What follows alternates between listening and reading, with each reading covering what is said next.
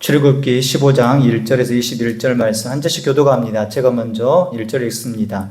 그때 모세와 이스라엘 자손이 이 노래로 여호와께 노래하니 일렀으되 내가 여호와를 찬송하리니 그는 높고 영화로우시며 심이요 말과 그 탄 자를 바다에 던지셨음이로다.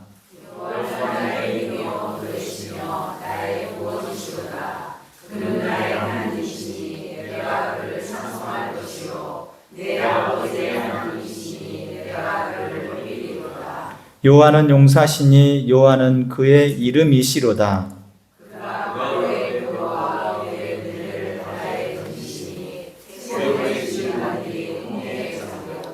깊은 물이 그들을 덮으니 그들이 돌처럼 깊음 속에 가라앉았도다.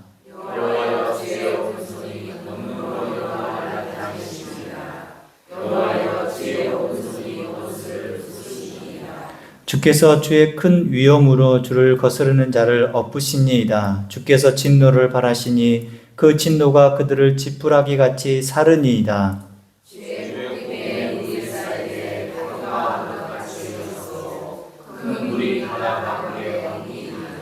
원수가 말하기를 내가 뒷조사 따라잡아 탈취문을 나누리라. 내가 그들로 말미암아 내 욕망을 채우리라. 내가 내 칼을 빼리니 내 손이 그들을 멸하리라 하였으나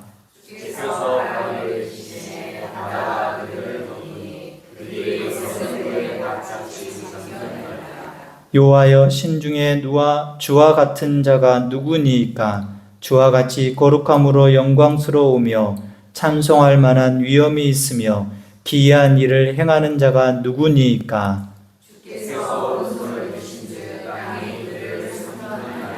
주의 인자하심으로 주께서 구속하신 백성을 인도하시되 주의 힘으로 그들을 주의 거룩한 초소에 들어가게 하시나이다.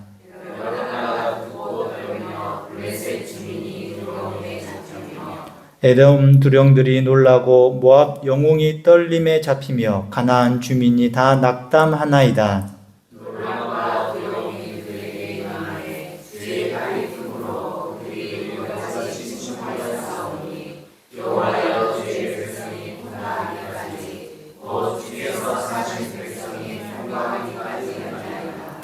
주께서 백성을 인도하사 그들을 주의 기업의 산에 심으시리이다. 여호와여 이는 주의 초소를 삼으시려고 예비하신 것이라. 주여 이것이 주의 손으로 세우신 성소로소이다.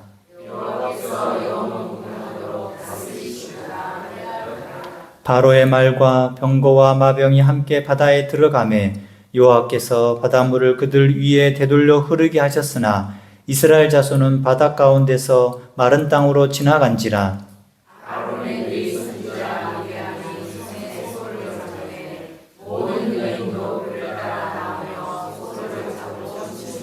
다 같이 읽습니다. 미리암이 그들에게 화답하여 이르되 너희는 여호와를 찬송하라. 그는 높고 영화로우시며 말과 그 탄 자를 바다에 던지셨음이로다 하였더라.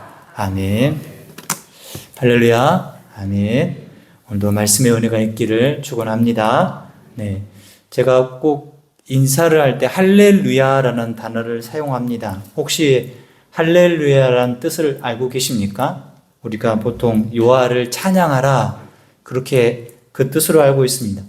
할렐루는 히브리어로 찬양하라 라는 단어고 야란 단어가 야훼 하나님을 지칭하는 찬양의 대상이 바로 하나님이십니다 라고 이야기를 하는 거죠. 할렐루야 그러면 이게 많이 인사말로 많이 쓰기는 합니다. 그런데 인사말로 쓰기는 하지만 그 가운데 들어있는 의미는 여러분의 삶 전체 가운데 앞에 있는 사람들이나 또 마주본 사람들에게 여러분 삶 가운데 하나님을 찬양하는 사람이 되십시오.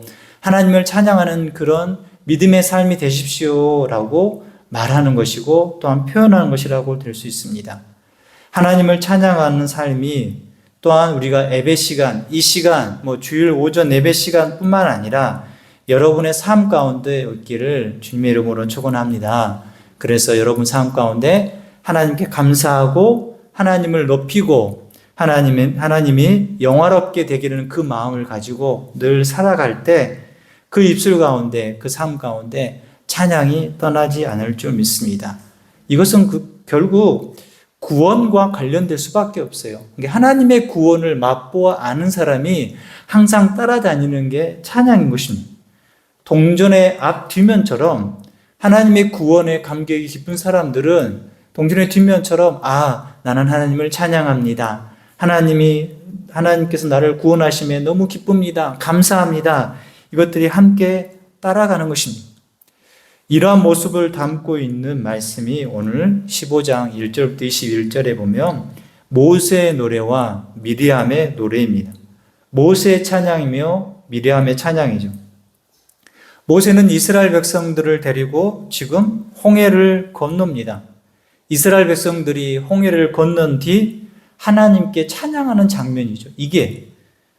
이 찬양이 단순히 노래 한 곡, 그냥 어떤 사람이 지은 노래, 이게 아니라 구원받은 백성의 반응이라는 거예요. 하나님의 구원을 경험하고 또는 그 경험을 고백하는 그런 말씀이는 오늘 말씀을 통해서 하나님께서 왜 우리를 구원하셨는지, 그렇다면 구원받은 백성은 어떻게 살아야 되는지 그것을 말씀을 나누도록 합니다. 그런데 오늘은 첫 번째로 하나님께서 우리를 구원하신 이유가 무엇일까?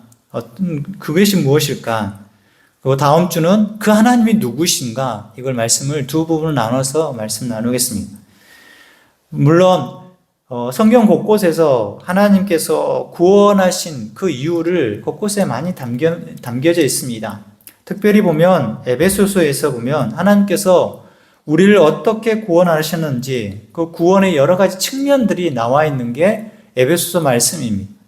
에베소서 1장 3절, 4절, 5절을 보면 3절에 찬송하리로다 하나님 곧 우리 주 예수 그리스도의 아버지께서 그리스도 안에서 하늘에 속한 모든 신령한 복을 우리에게 주시되 하나님께 찬송을 드리는 거예요. 하나님께서 주 예수 그리스도로 말미암아 그 안에 그리스도 안에 속한 모든 사람에게 내가 복을 주겠다 딱 말씀하시는데 그게 어디서부터 시작되느냐? 4절 곧 창세 전에 그리스도 안에서 우리를 택하사 우리로 사랑 안에서 그 앞에 거룩하고 흠이 없게 하시려고 5절 그 기쁘신 뜻대로 우리를 예정하사 예수 그리스도로 말미암아 자기의 아들들이 되게 하셨으니 창세 전에 그리스도 안에서 우리를 택하셨다는 거예요. 창세 전에 이 땅이 있기도 전에 이 땅에 하늘과 비와 바람이 있기 전에 우리를 하나님께서 택하셨다는 거예요.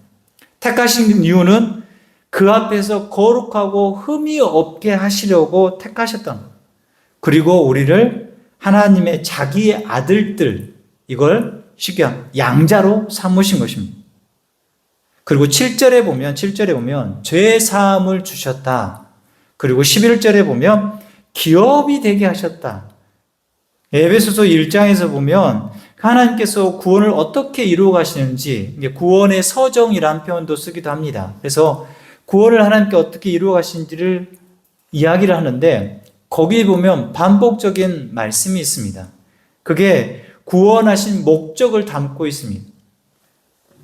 6절에 보면 그의 은혜의 영광을 찬송하게 하려는 것이다. 하나님이 베푸신 구원에 대해서 이 그리스도 안에 있는 백성들, 택함을 받은 자들이 무엇을 하나님의 은혜와 영광을 찬송하게 하려고 12절, 14절도 똑같은 말씀이에요. 그의 영광을 찬송하게 하려 함이라.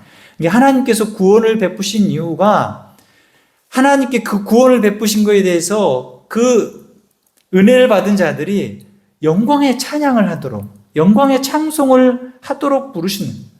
하나님께서 우리를 구원하신 이유가 우리로 하나님을 찬양하기 위해서 부르셨다는 것입니다. 결국 우리의 삶의 목표는 우리가 잘 먹고 잘 사는 게 아니라 하나님을 영화롭게 하는 것, 하나님의 영광을 위해서 이 땅을 살아간다는 것. 여러분의 인생의 목표가 내가 아니라 누구에 있어요? 하나님께 있다는 거예요. 이걸 잘못 선택하면 지금 현재 내 눈앞에 있는 문제나 걱정에만, 염려에만 쌓여 있고 또한 내 문제를 해결받아야지만이 내가 신앙생활 잘한다고 생각을 하는 거예요. 그게 아니라 문제나 내 신앙의 어려움이 아니라 하나님께 있어요. 하나님께. 내가 하나님 앞에 늘 서고 있느냐? 내가 늘 하나님의 이름을 찬양하고 있느냐? 어떤 문제 어려움이 있을지라도 나는 하나님 앞에 흔들거림 없이 주만 바라보겠느냐? 그러한 인생이 여러분이 되시길 바랍니다. 그렇다면 우리의 입술 가운데 표현되는 것들이 다릅니다. 사람들은 자기가 좋아하는 거, 자기가 추구하는 것들을 많이 이야기합니다. 축구 좋아하는 사람은 뭔 얘기할까요? 축구 이야기하겠죠. 당연합니다. 돈을 좋아하는 사람은 무슨 얘기를 많이 할까요? 주식이요. 네, 그럴 수 있죠. 요즘은 주식이 이제 돈 이야기를 많이 합니다. 네, 돈에 관련된 이야기를 많이 하겠죠. 세상 즐거움을 좋아하는 사람들은 무슨 이야기 하겠습니까? 세상 즐거움 이야기합니다.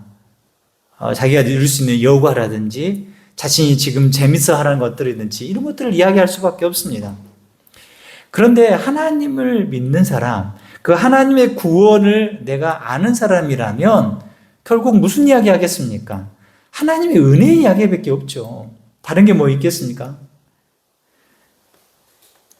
왜 그 이야기를 할 수밖에 없습니까? 하나님께서 하신 일이 있기 때문에, 그걸 알기 때문에요. 하나님 우리를 구원하신 일이 너무 크기 때문에 우리가 하나님께 그 하나님에 대한 이야기를 할 수밖에 없는 것입니다. 지금 이 홍해를 건넌 이스라엘 백성들 조금 전까지만 해도 어떤 상황입니까? 앞에는 홍해가 있습니다. 뒤에는 지금 애굽의 군대가 쫓아가요. 홍해 앞에 있는데 건널 배도 없고 뭐 200만 명이 어떻게 움직일 수도 없는 이러지도 저러지도 못한 상황이죠. 뒤에는 애굽 군대가 철병거를 타고 막 모래바람을 막 쏟으면서 달려오고 있습니다. 물론 하나님께서는 그 이스라엘 백성과 애굽 군대 사이에 흑암을 두셔가지고 갈라놓긴 하셨죠. 근데 그들이 사라졌나요? 사라지진 않았어요. 앞으로 위험 요소가 계속 있는 거예요. 가름막은 있지만 그 너머에 위험 요소는 계속 존재하고 있어요. 그러니까 불안하죠. 염려되죠. 인간의 눈으로 보면 살 길이 없습니다. 아무것도 할 수 없는 상태입니다. 이런 거 여러분도 경험해 보신 적 있지 않습니까?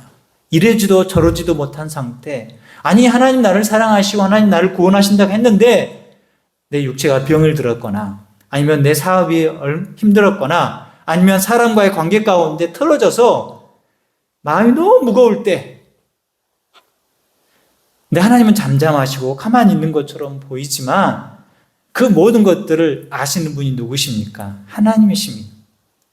그래서 이스라엘 백성들을 택하시고 이끄시고 끝난 게 아니라 그 바다의 길을 여셨습니다.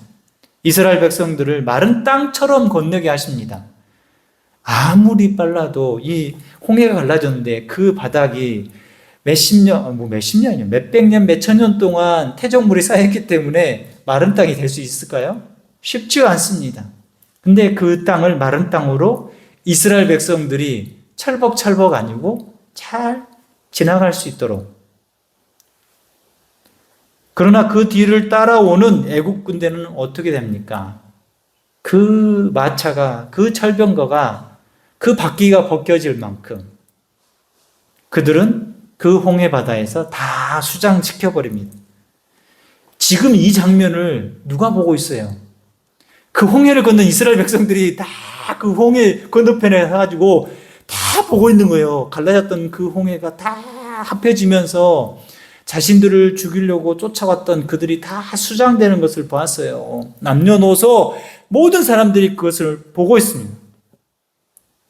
그걸 보면서 감탄하지 않을 사람이, 그 일을 행하신 하나님을 찬양 안 할 사람이 누가 있겠습니까? 그렇게 된 말씀이 바로 오늘 15장 말씀인 것입니다. 구원받은 사람들의 그 모습이 자연스러운 반응이고 고백입니다. 여러분도 그런 고백들을 하지 않습니까? 기도할 때 하나님 정말 나를 구원해 주신 것 같고 나를 인도하신 것 같고 진짜 힘들어서 어려워서 진짜 도저히 나 못할 상황이 있어도 하나님께서 풀어가시고 이끌어 가셨을 때 여러분 어떠십니까? 그 마음에 하나님 앞에 감사 하나님 감사합니다. 그 말밖에 할 게 없지 않습니까? 여러분의 구원도 마찬가지입니다. 우리는 죄와 사망 가운데 있었으니 모든 인간은 죄의 권세 아래 있었고 하나님의 영광에 이르지 못했습니다. 마귀의 권세 아래 있었어요. 로마서 3장 23절 보면 모든 사람이 죄를 범하였으며 하나님의 영광에 이르지 못하더니 24절 그리스도 예수 안에 있는 속량으로 말미암아 하나님의 은혜로 값없다 의롭다 하심을 얻은 자가 되었다. 우리에게 선포하셨어요. 너희는 하나님 은혜로 의롭다 하심을 얻은 자가 된 것이다. 하나님께서 그렇게 선포를 하신 것입니다. 우리는 예수 그리스도를 말미암아 우리는 구원받았습니다. 그 구원받은 사람이 마땅히 그 입술에서 떠나지 말아야 할 모습이 찬양이고 감사라는 것입니다. 여러분 삶 가운데 그런 감사가 넘치시길 바랍니다. 우리 삶에도 있지만 성경에서는 그 역사를 곳곳에 심겨놓으셨고 말씀하십니다. 창조의 때의 모습도 마찬가지죠. 이 모습을 욥기가 그렇게 고백을 합니다. 38장에 보면 하나님께서 천지를 창조하셨을 때 새벽별들이 기뻐 노래했다고 합니다. 우리 한번 찾아보겠습니다. 구약이 있으니까 욥기 38장입니다. 욥기 시편 앞에 있습니다. 욥기 38장 4절부터 우리 6절까지 같이 읽어보겠습니다. 4절부터 6절까지 38장 4절, 5절, 6절 시작. 내가 땅에 기초를 놓을 때 내가 어디 있느냐? 내가 깨달아 알았거든 말할지니라. 누가 그것의 도량법을 정하였는지 누가 그 줄을 그것의 위에 띄었는지 내가 아느냐? 그것의 주투는 무엇 위에 세웠으며 그 모퉁이 돌을 누가 놓았느냐? 아멘.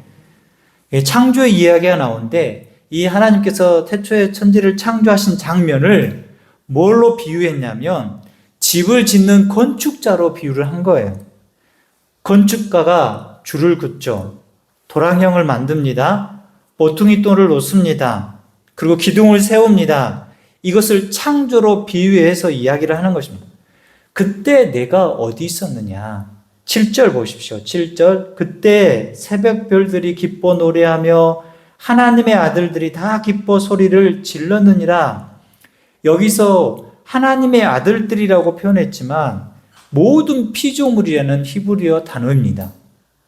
모든 피조물들이 창조 때 누구를 찬양했다고요? 하나님을, 사람을 표현한 세상의 많은 종류의 모든 피조물들이 하나님을 찬양한 것입니다. 그 하나님을 찬양한 내용이 시편에서도 곳곳에 드러나 있습니다. 시편에서 제일 많은 시를 지은 다윗도 다윗 자체도 하나님께서 자신을 어떻게 구원하시고 어떻게 인도하신지 그것을 고백한 성경 시편 말씀들이 많습니다. 자신이 지금 어렵고 힘든 과정에 누구한테 쫓기고 심지어 자신이 미친 척 하면서까지 그렇게 도망자의 신세를 살았을 때도 근데 자신이 버리지 않았던 거. 아니 밑바닥까지 갔다니까요. 밑바닥까지 갔는데도 결국 포기하지 않는 한 가지 자신의 자존감, 자신의 모든 것 다 내려놔도 하나님을 찬양한 것은 포기하지 않았다는 겁니다. 왜요? 자기를 구원하실 분 누구밖에 없기 때문에 하나님밖에 없기 때문에 다윗처럼 그런 모습들이 우리 가운데 있기를 바랍니다. 신약에는 그렇지 않습니다. 신약에도 마찬가지입니다. 하나님께서 그 아들 예수 그리스도를 보내셔서 우리의 구원을 이루십니다. 그 구원이 하나님이 이 땅에 오셨을 때 수많은 사람들이 찬양합니다. 하늘의 천사도 찬양하죠. 우리가 잘 아는 말씀이죠. 누가복음 2장 14절 지극히 높은 곳에서는 하나님께 영광이요 땅에서는 하나님이 기뻐하신 사람들 중에 평화로다. 마리아도 찬양하고 스가랴도 찬양하고 누가복음에 다 나와요. 시므온도 찬양하고 그들 가운데 구원이 임하니까 찬양이 떠나지 않는 것입니다. 결국 우리의 마지막도 찬양할 수밖에 없습니다. 제 아버지를 보내기 전 때 병원에 가서 꼭 했던 행동이 있습니다. 기도하고 찬양을 계속 불러드렸어요. 어떤 때는 화가 나신지 떼어보라, 채워보라 하고 하시기도 했는데 그래도 갈 때마다 꼭 기도하고 찬양하는 거 해드리려고 노력을 했습니다. 우리의 인생을 누가 택하셨느냐, 누가 인도하셨느냐, 그 고백이 다 찬양 속에 다 들어있지 않습니까? 그래서 우리가 늘 우리 삶 가운데 찬양이 끊이지 않는 것입니다. 그리고 또 이런 찬양의 모습들도 어디서 볼 수 있느냐? 기도에서도 볼 수 있습니다. 기도를 하다 보면 처음에는 대부분 구하는 기도가 많습니다. 일용할 양식을 구하는 기도. 하나님, 이것 주세요. 저것 주세요. 이렇게 해주세요. 저렇게 해주세요. 건강 주세요. 그리고 여기 부모님들이 많으니까 자녀들 위해서 기도하지 않습니까? 자녀들 취업하게 해주세요. 결혼하게 해주세요. 자녀 손들 있게 해주세요. 기도 제목들이 많을 겁니다. 교회 다니게 해주세요. 이런 기도 제목들. 근데 그렇게 기도하다 보면 여러분 이런 생각 안 드십니까? 내가 하나님 앞에 이렇게 종이 쪽지에다가 쇼핑 목록을 갖고 와가지고 하나님, 자 1번, 누구 2번 이렇게 해서 이야기한 것 같지 않습니까? 이러다가 하고 나면 다 끝나고 나면 다 그 쇼핑 목록을 알리듯이 다 하고 나면 갑자기 딱 멈추지 않습니까? 그때 우리가 찬양이 필요합니다. 찬양은 대상이 내 마음의 만족이 아니라 내가 누구한테 올려드리는 그 대상이 분명하기 때문에 찬양할 수 있는 것입니다. 찬양하면 분위기가 달라집니다. 찬양하면 그때 내 중심의 기도가 아니라 하나님 중심의 기도가 갈 수 있는 것입니다. 여러분 기도할 때 찬양 나오신 적 있으십니까? 어떠한 때 나오십니까? 대부분 하나님밖에 없을 때, 이 모든 것들이 하나님의 은혜라고 했을 때, 내 중심이 아닌 하나님 뜻을 구할 때 우리는 그 입술 가운데 찬양이 나올 수밖에 없습니다. 우리의 필요를 아는 것도 중요합니다. 그 필요를 채우시는 분에 대한 우리의 마음의 고백이 늘 함께 있어야 됩니다. 내 구할 것만 구하는 게 아니라 그 구할 것을 주시는 하나님이 어떠한 분이신지 고백하는 그 찬양이 여러분 가운데 늘 읊조리고 표현하는 여러분이 되시길 바랍니다. 그때 하나님의 교제가 더 깊어지는 것입니다. 그 교제 시간에 찬양이 나올 수 있는 것입니다. 또한 이것을 느낄 수 있는 시간이 바로 예배입니다. 출애굽기는 어찌 보면 하나님이 구원이시긴 하지만 하나님과의 교제라는 측면에서 보면 예배라는 측면도 닮아 있습니다. 출애굽기는 총 몇 장으로 되어 있는지 아십니까? 40장으로 되어 있습니다. 모세가 몇 세 때 부름을 받죠? 40세. 네, 그렇게 알면 쉽습니다. 출애굽기는 1장부터 19장까지는 이스라엘 백성들을 하나님께서 출애굽하는 장면, 20장부터 40장까지는 하나님께서 그 광야에서 이스라엘 백성들을 어떻게 예배, 성막을 주시고 하나님께 제사법을 주시고 하나님께서 그들에게 율법을 주시는 장면이요. 끝내는 20장부터 40장까지는 하나님께서는 그들이 어떠한 삶을 살아야 될지 분명히 가르치는 겁니다. 이스라엘 백성들이 그 광야에서 하나님을 바르게 예배했습니까? 늘 입술 가운데 불평불만이 따라다녔습니다. 그럼에도 불구하고 하나님께서는 그들에게 나를 예배하라고, 하나님을 예배하도록. 성막은 하나님을 알고 하나님을 만나고 하나님을 예배하는 것입니다. 우리가 교회 나오는 이유도 하나님을 만나고 하나님을 알아가고 하나님을 예배하고 하나님을 찬양하는 것입니다. 그래서 우리가 이 자리가 귀하고 또한 중요한 것입니다. 여러분이 만약 세상에서도 이 모든 것들을 다 한다면 그 자리가 예배 자리가 될 것이죠. 근데 쉽지가 않아요, 여러분. 여러분이 딱 마음을 정하고 딱 앉아가지고 하면 얼마나 지탱하십니까? 조금만 지나면 손으로 핸드폰이 가죠. 무슨 일이 있는가? 아니면 전화가 또 갑자기 와 이럴 때는 또 궁금한 게 또 뭐가 그렇게 또 많은지. 근데 우리가 집중할 수 있고 하나님께 마음을 다 쏟을 수 있는 이 예배 시간, 이때 찬양도 찬미도 함께 이루어지는 것입니다. 하나님께서 우리를 구원하신 궁극적인 목적은 우리가 성막에서 성전에서 하나님을 만나고 하나님을 찬양하는 것. 이스라엘 백성들은 그 성전에 함부로 들어갈 수 없었습니다. 그 안에서 제사장들만, 심지어 대제사장은 1년에 딱 한 번 그 지성소로 들어갈 수 있습니다. 근데 마지막 계시록에서 보면 모든 사람이 하나님의 백성들이 지성소로 들어갈 수 있습니다. 누구 때문에요? 예수 그리스도의 십자가의 죽으심 때문에 우리가 담대히 누구 앞에? 하나님 앞에 나아갈 수 있어요. 구약 때는 오직 대제사장만 1년에 딱 한 번 그 지성소로 들어갈 수 있었는데 예수 그리스도가 죽으심으로 말미암아 우리가 온전히 하나님 앞에 나아갈 수 있고 또 심지어 우리는 하나님을 아버지라고 부를 수 있는 존재가 되었다는 것입니다. 그 자리 가운데 우리가 있는 여러분들을 늘 주님의 자녀임을 선포하는 여러분이 되었으면 좋겠습니다. 그리고 이 찬양은 이 모세나 그 특별한 사람만 한 게 아닙니다. 모든 이스라엘 백성들이 참여했습니다. 모세 찬양도 있는 반면에 뒤에 보시면 미리암의 찬양도 있습니다. 19절부터 21절까지는 미리암의 노래, 미리암의 찬양입니다. 보시면 20절, 21절 아론의 누이 선지자 미리암이 손에 소고를 잡으며 모든 여인도 그를 따라 나오며 소고를 잡고 춤추니 미리암이 그들에게 화답하여 이르되 너희는 여호와를 찬송하라. 그는 높고 영화로우시며 말과 그 탄 자를 바다에 던지셨음이로다 하였더라. 결국 이 미리암도 무엇을 찬양합니까? 하나님이 행하신 일을 찬양하는 거예요. 이스라엘 백성들을 뒤쫓아오는 그 애굽을, 이스라엘 백성들을 홍해를 건너게 하신 그 하나님을, 쫓아온 그 애굽 군대를 그 바다 가운데 수장시킨 그 하나님. 당시 구약에서는 여인들은 사람 취급을 받지 못했습니다. 그런데 그 여인들도 하나님을 찬송하는 장면이 나옵니다. 그 찬송을 보면 미리암이 그들에게 화답한다고 이야기합니다.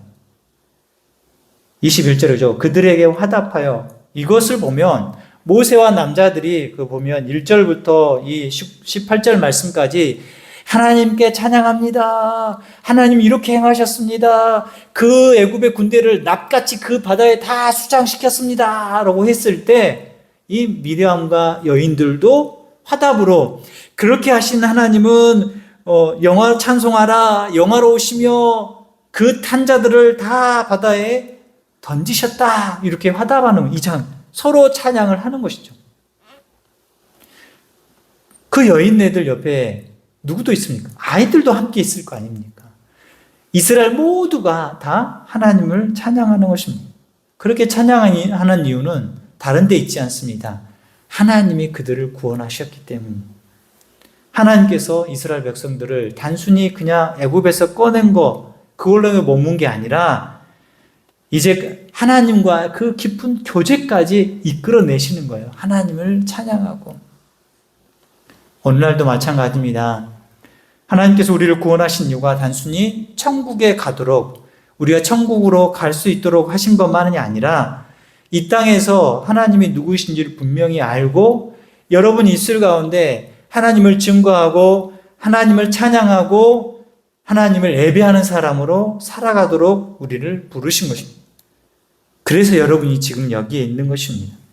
여러분이 지금 하나님 말씀을 듣는 거고 여러분이 찬양하는 거 천국 가는 것뿐만 아니라 하나님의 백성으로 살아가면서 하나님과 교제하면서 하나님께서 주신 그 기쁨의 삶을 살도록 하나님께서 부르신 것입니다.